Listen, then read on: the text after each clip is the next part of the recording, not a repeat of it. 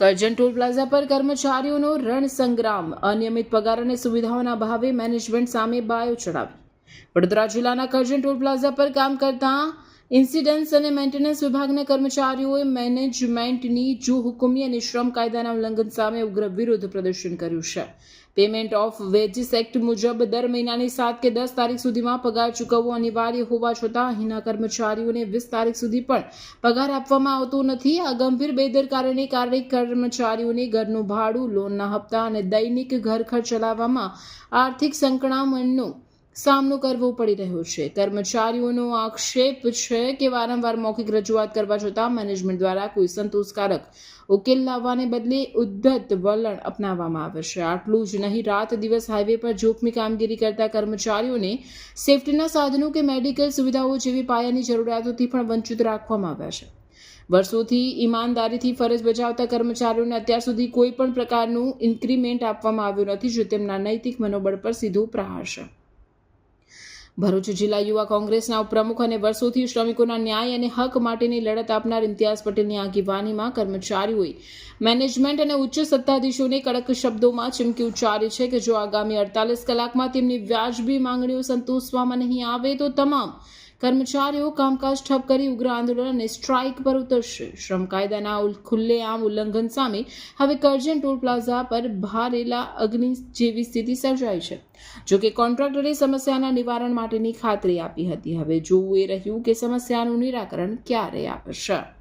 ઇમ્તિયાઝ પટેલ, ભરૂચ જિલ્લા યુવા કોંગ્રેસ ઉપપ્રમુખ। લેબર લો સિરીઝ જે આપણે શરૂ કરી છે તેના પ્રતિસાદ રૂપે આજે આપણે ભરૂચના કરજણ ટોલ નાકા ઉપર કામ કરતા જે પણ કર્મચારીઓ છે તેમની ઇનજસ્ટિસ માટેની જે લડત હતી તેના માટે આજે આપણે કર્મચારીઓ સાથે ખભોથી ખભો મિલાવીને ઊભા હતા અને જેમાં તેમની જે સાથે શોષણ થતું તેની રજૂઆત એમના કોન્ટ્રાક્ટર અને હાઈ લેવલની ઓથોરિટી સાથે આજે આપણે કરી છે, જેના અંદર જેમની મુખ્ય માંગો હતી તે એઝ પર લેબર લો થી આપણે એમના સુધી પહોંચાડી છે। તેમના જે હાઈ લેવલના અધિકારીઓ છે ઉચ્ચ કક્ષાના, તેમના દ્વારા 48 કલાકના અંદર તેમનું નિરાકરણ લાવવા માટેનો આપણને સમય મર્યાદા જણાવી છે।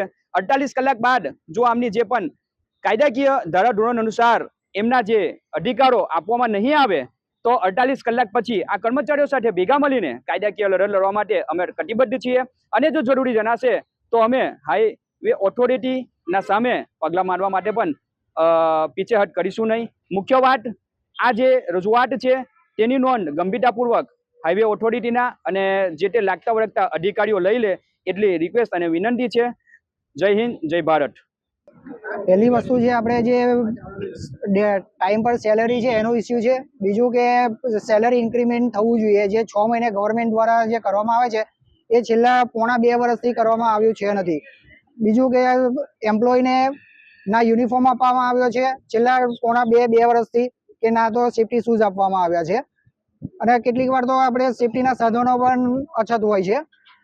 સેફટી કોન પણ ટાઈમ પર મળતા નથી, જેના લીધે એક્સિડન્ટનો ભય વધુ હોય છે। જો આ એક તો પહેલા કે પગારના મુદ્દે અમારો આખો સ્ટાફ અહીંયા ભેગો થયો છે કે વારંવાર રજૂઆત કરવા છતાં સેલેરી ટાઈમ પર ન મળતા બધાનું કહેવું એવું છે કે વારંવાર એમને રજૂઆત કરતા, આપણે એમની જોડે મિટિંગ કરતા એ લોકોએ આપણે 1 થી 10માં જે કમેન્ટમેન્ટ કરી હતી સેલેરીની તે પણ થતી નથી અને સેલેરીનો વારાઘડીએ ઇસ્યુ થાય છે અને વારાઘડીએ આ મિટિંગ કરવાથી અમને પણ સારું નહીં લાગતું કે અમે પણ કંપનીના હિતમાં વિચારીએ કે અમારા પણ ઘરે ખાનારા લોકો છે, જેથી પગાર ટાઈમ પર થાય, પગારનું સોલ્યુશન આવે। અને હાઈવે ઇન્સિડન્ટ એક એવી વસ્તુ છે કે જે ઇન્સિડન્ટ કદાચ આપણે કોઈ ઇન્સિડન્ટ અટેન્ડ કરવા જ્યાં હોય ત્યાં પણ કોઈ જે કર્મચારી છે એને જાનહાનિ થાય તો એનું પણ એક સોર્ટ આઉટ લાવવાનું છે। એનું શું ગ્રુપ ઇન્સ્યોરન્સ છે કાં તો મેડિક્લેમ, એની પણ ચર્ચા કરવાની છે। અને જે પણ આ જે મેન મુદ્દો આપણે જે સેલેરીનો છે કે સેલેરીમાં જે ઇન્ક્રીમેન્ટ આવ્યું છે એ ઇન્ક્રીમેન્ટ મળવું જોઈએ, સેલેરી ટાઈમ પર લેબર લો એક્ટ પ્રમાણે મળવી જોઈએ।